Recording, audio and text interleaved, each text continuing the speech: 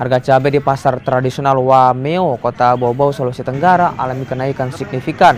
Harga cabai bahkan kini telah menembus hingga Rp300.000 per kilogram. Padahal sebelumnya harga cabai hanya di kisaran Rp60.000 per kilogram.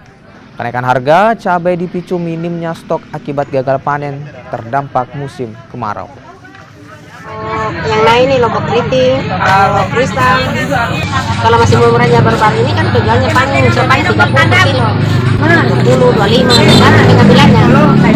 Sebelumnya harganya berapa ibu jual? 30 per kilo. Lombok kristal? Iya.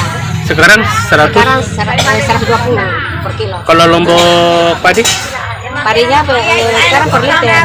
Per liter. Sebelumnya ibu jual berapa per liter? Kalau sebelumnya penjualannya 20 1 liter, 30. Main harga tidak tetap. Sekarang berapa per liter ibu jual? Sekarang penjualnya 120 Per liter. Ya.